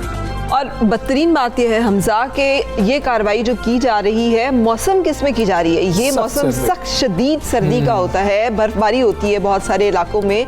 इतने लोग जो बेघर होंगे वो सख्त सर्दी में और जंगली जानवरों से महफूज रहने के लिए क्या करेंगे, इसके बारे में कोई लाएअमल नहीं बनाया गया। तो ये वाज़ेह होता है कि इंतकामी कार्रवाई है, ये मुसलमानों को जिस तरह से टारगेट करना है और वो जो फोर्स करना है उनको कि वो इलाका छोड़ने पर मजबूर हो जाएं ताकि वो वहाँ पे आबादी का जो तनासुब है वो तब्दील किया जा सके, हिंदू आबादी जो है उसको लाके वहाँ पे आबाद किया जा सके, ताकि जब कभी हक़ खुदरादियत की बात वो जो अक़वाम मुत्तहिदा की मंजूरशुदा करारदादों के मुताबिक वहाँ पर कोई राय शुमारी की जाए तो वहाँ पर मुसलमानों की तादाद इतनी ना हो कि वो ये वोट कर सकें कि उनकी राय क्या है, और उनकी राय इतनी अहम ही ना, वो अक्सरियत से अक़लियत में बदल जाए। तो ये तमाम हरबे जो है वो इख्तियार किए जा रहे हैं, और ये रहनुमाओं ने मुसलमानों के रिहायशी मकानात गिराने की शदीद मजम्मत की है और इस कार्रवाई को इंसानी हकूक़ की बदतरीन पामाली भी करार दिया है। हमारे साथ all party executive member all Hurriyat conference Shamim Shal साहिबा मौजूद हैं। अस्सलाम वालेकुम शमीम शाल साहिबा, thank you for joining us. फरमाइएगा, पहलगाम के जंगलात में कई दहाइयों से आबाद मुसलमानों को बेघर किया जा रहा है, भारतीय हुकाम इस जालिमाना इक़दाम का क्या जवाब बता रहे हैं? देखिए, 2-3 चीज़ें बहुत अहम है कि इसके पीछे जो डायमेंशंस हैं, उनके जो महरिकात हैं, उनको हमें देखना पड़ेगा कि ये प्रोसेस तो उन्होंने बहुत पहले शुरू किया था। अगर हम जाएंगे 1947 में, जब उन्होंने जम्मू में मैसेकर किया था, जेनोसाइड किया था और आबादी के तनासब को बिगाड़ा था, लाखों लोगों को जम्मू से बेघर किया था। अब जो ये आज का नया प्रोसेस है, इसमें 2017 में उन्होंने गुजर बकरवाल कबीले से ताल्लुक़ रखने वाले एक बच्ची 8 साल आसफा को उन्होंने अगवा किया। अगवा करने के बाद मंदिर में उसको उन्होंने 8 दिन तक उसको रेप करते रहे, और उस रेप में वो वहाँ का पुजारी, मंदिर का पुजारी और जो रेवेन्यू ऑफिसर्स थे, बाप और बेटा, वो भी उसमें मुलव्वस थे। और उसको दवाई के नशे में रख के जब उसने एक बार होश आया, वो भागी और उसको पत्थर मारकर कत्ल किया। तो 3-4 चीज़ें ऐसी जो उस बच्ची के साथ हुई, जो इंटरनेशनली एक न सिर्फ क्राइम है, बल्कि इसमें पूरी उस कौम को, जिसका लीडर मोदी जैसा हो, उसको सज़ा मिलनी चाहिए थी। ये हैरेसमेंट जो थी आसफा के कत्ल के बाद, ये गुजर बकरवाल जो कम्युनिटी है, उनको एक मैसेज था कि वो जम्मू की जो पहाड़ियाँ हैं, जब मकबूजा जम्मू कश्मीर से ये जो पहाड़ी बकरवाल लोग माइग्रेट करते हैं, गर्मियों में कश्मीर आते हैं, जम्मू में सर्दियों में रहते, तो जो इनके मड हाउसेस होते हैं, उनको उन्होंने आज पहलगाम में तोड़ के रख दिया। और उन लॉज में जो 100 के करीब उन्होंने लॉज कश्मीर पे लागू किए, उनमें एक ये लॉ भी है कि वहाँ पर जब ये बेदखल किए जाएंगे तो एक हैरेसमेंट की कैफियत भी है। और दूसरा, उसके बाद उन्होंने वीडियोस बनानी शुरू कर दी उन इलाकों की जहाँ ये बकरवाल कम्युनिटीज़ रहती है, और उनकी जो ये तकलीफ है उसको उन्होंने वायरल किया वीडियोस के ज़रिए, और एक खौफ की फ़ज़ा उन्होंने वहाँ पर कायम कर दी है। और तीसरा जो सबसे ज़्यादा तकलीफ देह बात है कि उनको डिसलोकेट भी किया है, और उसके बाद ये जो डेमोग्राफिक चेंज है उसके लिए आसानियाँ पैदा करे भारत। अब इसके जो रिपरकशंस असरात है वो वहाँ की इकॉनमी में पड़ रहे हैं, क्योंकि ये लाइफ स्टॉक जो है गुजर बकरवाल, ये पूरी लाइफ स्टॉक जो जम्मू कश्मीर का है उसका बिजनेस करते हैं, और ये बिजनेस बिल्कुल ख़त्म हो जाएगा जब ये सर्दियों से वापस कश्मीर आएंगे। गर्मियों में तो वहाँ न इनके घर होंगे, न रहने को जगह होगी, और ये लाखों के करीब लोग हैं, ये कश्मीरी है, ये कहाँ जाएंगे? तो इसलिए ये जो एक्सरसाइज है भारत की, ये टोटली इनका जो आइडिया हिंदुत्व का की जो फिलॉसफी है कि कश्मीरियों को ज़मीन से बेदखल करना, उनकी आइडेंटिटी को ख़त्म करना। गुजरवाल बकरवाल जो ये हमारी बरादरी है, इनका अपना मखसूस कल्चर है और इनका अपना एक रहने सहने का एक अंदाज है, तो वो उससे भी उसको भी ख़त्म करना चाहते हैं, और साथ साथ जो डेमोग्राफिक चेंजेस में जो रुकावटें हैं उनको दूर करे हैं। इसके साथ साथ इस वक्त ज़रूरत इस अमर की है कि हम इन तमाम चीज़ों को हाईलाइट करें, खुसूसन वज़ारत ख़ारजा और पाकिस्तानी मीडिया।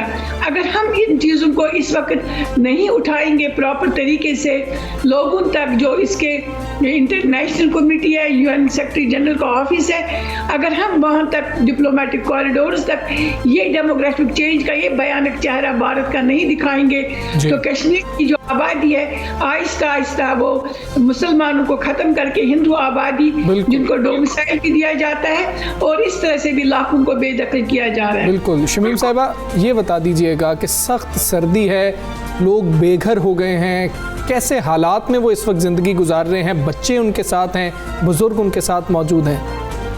देखिए ये खुसूसन जो अगर आप अल जज़ीरा की और BBC की रिपोर्ट देखेंगे जो उन्होंने डॉक्यूमेंट्री आसफा के बाद बनाई थी कि इसके अज़ाइम, उसी वक्त हमें पता चला था कि जब ये यहाँ से माइग्रेट हो जाएंगे जम्मू से गर्मियों में, क्योंकि ये जनवरी में हुआ था, ये आसफा का जो वाक़ा था ये 2017 में हुआ था और उसके बाद जब ये हाईलाइट हुआ तो उस वक्त इन्होंने वकेट करना था, तो उन्होंने ये जो डिसमेंटल किए थे इनके घर, जब ये वापस आएंगे उस ज़मीन को उन्होंने फॉरेस्ट को वापस किया है कि वहाँ पर ये सदियों से वहाँ रह रहे हैं, ये इस कल्चर का एक हिस्सा है। जब ये बेघर हो जाएंगे तो बेघर होके कहाँ जाएंगे? ना इनको कश्मीर में कई जगह ये दे रहे हैं, क्योंकि जितनी भी गवर्नमेंट की लैंड है ये उन लोगों को दे रहे हैं, जैसे पहलगाम वन ऑफ द खूबसूरत जिसको कहते हैं इलाका है, जिनकी जो पहाड़ियाँ हैं, चोटियाँ, उन्होंने हॉलीवुड को, बॉलीवुड को देनी शुरू कर दी है। और उसके बाद ये जो शाहरुख खान के बारे में हमने, ऋतिक रोशन के बारे में हमने सुना है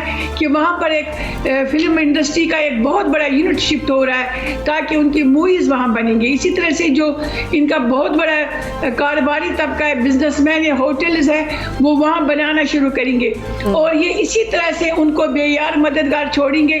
जैसे 90 से लेके आज तक जिनके घर उनको मिसमार करते हैं, चाहे सिटीज़ में, कस्बों में, फिर उनको कंपनसेट नहीं करते हैं। यहाँ कंपनसेशन का मसला नहीं है कि ये बेयार इनके घर तोड़े हैं, ये इसकी एक जो गनामी साजिश है, इसको हमें लोग कह रही है, बिल्कुल सही कह रही है। हमारे सामने डेमोक्रेटिक चेंज है। जी शमीम शॉल साहिबा, आपको याद होगा एक इंडियन पॉलिटिशियन की स्टेटमेंट भी, उन्होंने कहा था कि अब तो हम कश्मीर जाएंगे, वहाँ उनकी खूबसूरत ख़वातीन जो हैं उनसे हम शादियाँ करेंगे। तो ये उनके पॉलिटिशियंस जो हैं ये रिमार्क्स देते हैं, यानी ये जो आबादी का तनासुब चेंज करना है। आपके ख्याल में जो मेयर्स दिए जा रहे हैं वो काफ़ी दुनिया के इसके बारे में आगाह करने के लिए बयान दिया था? हाँ। वो एक बहुत ही अहमकाना बयान था उसका, और वो भारतीय जनता पार्टी का पार्लियामेंटेरियन भी था और वो उनका रुकन भी था। तो ये जो है मुस्लिम पुश पॉलिसी 1947 से लेके आज तक स्लोली ग्रेजुअली लोगों को पता नहीं चला कि ये असल में वही दुश्मनी है जो पाकिस्तान के साथ है, और उसको वो कोई भी देखिए जो काबिज अफवाज होती है या काबिज ममालिक होते हैं, वो कोई भी वहाँ पर गनामना खेल सकते हैं इस तरह के बयान दे के। लेकिन ये देखते हैं कश्मीर ने रेजिस्ट कितना किया है, 30 साल से वो तमाम कश्मीरियों ने रेजिस्ट किया इस मामले को। शमीम शॉल साहिबा बहुत शुक्रिया, आप हमारे मौजूद थी और ये बड़ा अहम मसला है, हम तमाम पाकिस्तानियों के दिल के बहुत ज़्यादा करीब है और भारत अपने घिनौने हथकंडे इस्तेमाल कर रहा है। और हमारी दुआ है कि अल्लाह ताला कश्मीर को जल्द अज जल्द आज़ाद और ये जो जालिम भारत है इसके तसल्लुत से और इस तशद्दुद से और इस तरह के मकरू जंगी जराइम जो वो वहाँ पे कर रहे हैं उनसे आज़ाद करें। सुबह सवेरे पाकिस्तान, सुबह सवेरे पाकिस्तान। आगे बढ़ेंगे, खेल के मैदान से फराह खबर शामिल करते हैं और बात करेंगे क्रिकेट की, जहां मैच पड़ गया है और इस वक्त मैच जो है वो ग्राउंड के अंदर नहीं पड़ा, ग्राउंड के बाहर पड़ा है। मैच बड़े खतरनाक होते हैं जो ग्राउंड से बाहर पड़ते हैं और मौजूदा और साबिक कौमी क्रिकेटर्स के दरमियान ये मैच पड़ गया है और बार बार रिटायरमेंट की बात की जा रही थी। रमीज राजा कह रहे थे कि मोहम्मद हफीज़ रिटायरमेंट ले लें, आपकी उम्र इतनी होगी। और अब मोहम्मद हफीज़ ने क्या कहा वो हम आपको सुनाते हैं।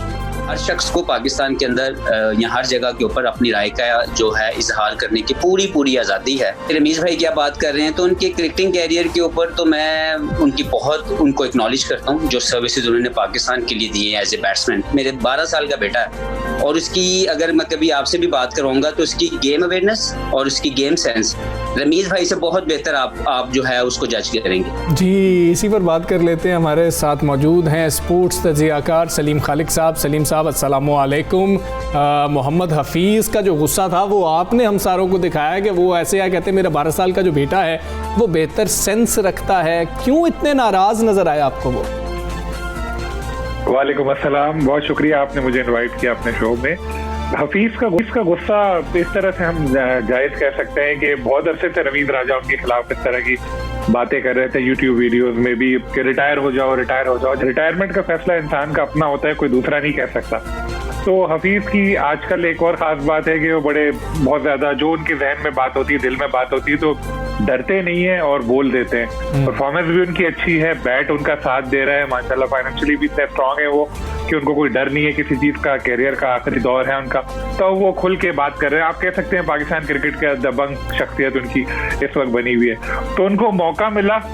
मैंने एक ऐसी मजाही अंदाज में सवाल किया था कि आजकल आप गोल्फ बड़े खेल रहे हैं, तो क्या रमीज राजा को भी इंतजार है कि आप रिटायर हो जाएं तो गोल्फ पार्टनर उनके बन जाएं? तो एकदम उन्होंने ये स्टेटमेंट दिया। लेकिन डेफिनेटली ये कोई ऐसा नहीं था कि गुस्से में आके उन्होंने ये बात बोली। हफीज के जहन में ये बात मौजूद होगी कि उनको ये जवाब देना उनका, तो उन्होंने जवाब दिया। और बड़ी इंटरेस्टिंग, मैं आपको एक बात बताऊं कि पाकिस्तानी क्रिकेटर्स इस पर बड़े खुश हुए हैं। पाकिस्तानी टीम न्यूजीलैंड जाने के लिए इस स्टेटमेंट पे हफीज के पाकिस्तानी क्रिकेटर्स, क्योंकि न्यूजीलैंड जाने के लिए टीम तैयार थी, तो वहां पर डिस्कशन हुआ, प्लेयर्स ने वीडियो देखी। सलीम खालिक साहब, ये भी बताइएगा, एक स्पोर्ट्समैन स्पिरिट होती है, वो सिर्फ ग्राउंड के अंदर नहीं होती, वो जिंदगी में भी होती है। मतलब आप जो है बर्दाश्त भी करते हैं, जो नहीं भी पसंद होता उसको भी बर्दाश्त करते हैं, दूसरे की बड़ाई को, बर्तरी को भी तस्लीम करते हैं, आपसे बेहतर है उसको भी मानते हैं। ये हमारी पर्सनल ग्रजेस ये क्यों आना शुरू हो गई हैं गेम्स में इस तरह से? जी, आपकी बात बिल्कुल दुरुस्त है कि एज से ज्यादा परफॉर्मेंस जो है वो मैटर करती है। कुछ 18 साल का लड़का भी होगा, वो इतना अच्छा परफॉर्म नहीं कर सकेगा, लेकिन हफीज 40 इयर्स के हो गए, लेकिन इंग्लैंड में देखा होगा उन्होंने कितना अच्छा परफॉर्म किया। PSL में जो पेशावर दलमी से मैच था, उन्होंने अकेले जितवाया वो। तो जब तक उनकी परफॉर्मेंस है, मैं, आप या कोई और उनको नहीं कह सकता कि जी आप रिटायर हो जाओ, क्योंकि हमें तो देखनी है परफॉर्मेंस, हमें एज नहीं देखनी। तो यही चीज है। तो दूसरे जो साबिक क्रिकेटर्स हैं उनको भी ये बात सोचनी चाहिए कि एक प्लेयर अगर अच्छा परफॉर्म कर रहा है तो आप उसको कैसे कह सकते हैं कि भाई बस क्योंकि तुम उम्र हो गई है तुम्हारी, जो घर जाओ जाके खेलो बच्चों के साथ। सलीम भाई, ये बता दीजिएगा कि रमीज राजा बहुत गहरी नजर रखते हैं पाकिस्तान के क्रिकेट में। क्या ये सिर्फ यूट्यूब चैनल चलाने के लिए ऐसी बातें कर रहे हैं, या आप समझते हैं कि हफीज की कोई ऐसी परफॉर्मेंस है कि वाकई उन्हें सोचना चाहिए इस पर?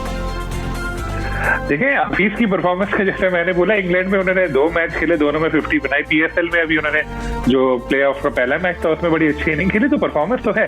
बगैर परफॉर्मेंस किसको कौन खेलेगा? लेकिन पाकिस्तान में एक चीज है कि यूट्यूब चैनल जब से आए हैं, और दूसरी बात यह है कि रमीज राजा, वसीम अकरम और इस टाइप के जो लोग थे, ये हर वक्त इंडिया में बैठे रहते थे। इंडिया में सब बैन हो गए, तो यहाँ पाकिस्तान में आए, अब उनको नए सिरे से काम करना पड़ रहा है। तो इसलिए फिर उनको जरूरत है इस तरह की चीजों की। और आपको पता है सोशल मीडिया तो है ही यही कि मसाला है इसमें, तो कोई इस तरह जितना आप किसी को गिराएंगे, ये बदतरीन बात है। जी, क्योंकि देखिए बात ये, फ्रैंकली स्पीकिंग, मैं हर हफ्ते मेरे 2 शो होते हैं वेब पे, मैं करता हूँ बड़े बड़े क्रिकेटर्स के इंटरव्यू की, भी फाफ डू प्लेसी का भी किया, उसके व्यूज आए, इससे व्यूज नहीं आई। लेकिन रमीज राजा के बारे में जो हफीज ने ये बात बोली, तो वो क्लिप ही वायरल हो गई, मुझे ही उठा के कितने लोगों ने भेजी, हर कोई डिस्कस कर रहा है। तो हम लोग भी नेगेटिव बातें ज्यादा सुनना पसंद करते हैं। बिल्कुल सही कह रहे हैं आप सलीम साहब, थैंक यू सो मच, आप हमारे साथ रहे और आपने आपकी हमजा। मुझे लगता है कि आपका जो जिस डोमेन में आप काम कर रहे हो तो उसके कुछ एथिक्स एंड मोरालिटीज होती है ना। आप कमेंटेटर हैं तो आप कमेंटेटर हैं, आप सिलेक्टर हो जाएं अगर आपको लगना चाहिए कि ये रिटायर हो जाना चाहिए, इसको खिलाना चाहिए, इसको वहां खिलाना चाहिए, इसको यहाँ लाना चाहिए। कमेंट्री बॉक्स में आपके कमेंट्स आर ओके। अब अगले मैच में जब छक्का मार रहे होंगे ना हफीज, तो वो शायद बॉलर को नहीं, वो रमीज राजा को मार रहे होंगे कि ये ले रमीज भाई, ये मैंने छक्का आपके लिए मारा। और ये जो सोशल मीडिया ट्रेंड जिसकी सलीम साहब बात कर रहे थे, ये भी बड़ा अफसोसनाक है। हम सबको जो है ना चुगली, गीबत, बोहतान, ये खत्म हो गए फर्क। ये सिर्फ अब एक गॉसिप रह गया, चटखारा रह गया। हालांकि चुगली, गीबत, बोहतान ही है कि आप खामखाई किसी के ऊपर और उसकी बैक पे अहमी बातें उसके बारे में बनाई। बिल्कुल ऐसे ही आगे बढ़ेंगे और मुजफ्फरगढ़ आपको लिए चलते हैं, जहां 5वीं थल जीप रैली का 3 रोजा मेला अब इख्तिताम पजीर हो गया। बिल्कुल सही। और ये प्रीपेड कैटेगरी थी। आप मैं हमजा के एक्सप्रेशन एंजॉय कर रही हूँ, जब मैं बोल रही होती ना बिल्कुल आउट ऑफ द ब्लू अपने आप में। अच्छा जी, मैं आपको बताता हूँ, मैं आगे लेके चलता हूँ कि साहबजादा मोहम्मद अली सुल्तान ने जो है ना ये मैदान मार लिया, जबकि पहली मरतबा ये जो मुनक़दा बाइकर्स रैली थी इस्लामाबाद से ताल्लुक़ रखने वाले इब्राहिम शाह ने जीत ली है। आप कितने अच्छे बाइकर हैं। मैं अब तो खौफ आता है, पहले मैं चलाता था तो नहीं आता था, अब तो बाइक चलाते हुए भी खौफ आता है। लेकिन आपको रिपोर्ट हम दिखा रहे हैं, नुमाइंदा 92 न्यूज़ हमारे साथ हैं फारूक शेख। 5वीं थल जीप रैली के आखिरी रोज प्रीपेड मुकाबले में 24 रेसर्स ने हिस्सा लिया। साहबजादा मोहम्मद अली सुल्तान ने 105 किलोमीटर फासला 1 घंटा 6 मिनट में तय किया और फातेह करार पाए, जबकि अपने एजाज का दिफा करने में नाकाम रहने वाले आसिफ फजल चौधरी 1 घंटा 7 मिनट में पहुंचकर दूसरे नंबर पर, जबकि फैसल खान तीसरे नंबर पर रहे। थल का ट्रैक जी हमेशा से बहुत चैलेंजिंग है, आपको थ्रू आउट इसके अंदर टर्न्स मिलते हैं, तो कुछ हाई स्पीड टर्न्स भी हैं और कुछ बड़े ब्लाइंड टर्न्स हैं, तो अगर आप इसमें थोड़ी सी भी गलती करते हैं तो आपके पास गलती की कोई गुंजाइश नहीं है, आप रेस से बाहर हो जाएंगे। बहुत पेचीदा ट्रैक है, इसमें गुंजाइश गलती की नहीं है, अगर आप गलती की तो अपने आप को डैमेज कर बैठोगे। जीप रैली के बाद बाइकर्स की रैली भी मुनक्किद हुई, जिसमें 9 किलोमीटर लंबे ट्रैक की रेस पर 6 बाइकर्स ने हिस्सा लिया। इतवार की छुट्टी के बाइस हजारों शायकीन भी थल जीप रैली से लुत्फ अंदोज होते रहे। कैमरामैन जाफिर हुसैन के साथ फारूक शेख, 92 न्यूज़, मुजफ्फरगढ़। सर सब लोग रोड्स के ऊपर अपना जज्बात निकाल रहे होते हैं ना, उनको पता चले कि इस तरह की रेसेस होती हैं। आप मोटरसाइकिल लेकर जीप लेकर वहाँ पे जाएं, वहाँ निकालें मर्जी स्पीड दें, वहाँ पर जो मर्जी करें, वहाँ पता चलेगा कि कौन कितने पानी में। जी आपने बताना है। हाँ जी, ये चॉकलेटी हीरो बचपन से सुनते आई ये नाम, और जब वो देखा तो वो वहीद मुराद साहब, टॉल डार्क हैंडसम, ये एक ऐसा कॉन्सेप्ट है कि जो ख्वातीन ने, और ख्वातीनी मर्दों में भी उनके जो है स्टाइल है, बालों के स्टाइल से लेकर उनके कपड़े पहनने के स्टाइल तक, उनके बोलने के अंदाज से लेकर उनकी जो जेस्चर्स है, रोमांटिक जो जेस्चर्स हैं, वो आज तक नहीं हमें उतने खूबसूरत नजर आ सके। हमारे चॉकलेट हीरो वहीद मुराद को मदाहों से बिजड़े 36 बरस बीते हैं। मैं जब वहीद मुराद को देखती हूँ ना, तो मुझे फिल्मी दुनिया की और दुनिया की बेसबाती और बेवफाई आंखों के सामने खुल के सामने आ रहती है, और मेरा यकीन आ जाता है इस बात पे कि सदा बादशाही सोने रब दी। बिल्कुल ऐसे ही। और इसके साथ ही हम दोनों को इजाज़त दीजिए, अल्लाह हाफ़िज़।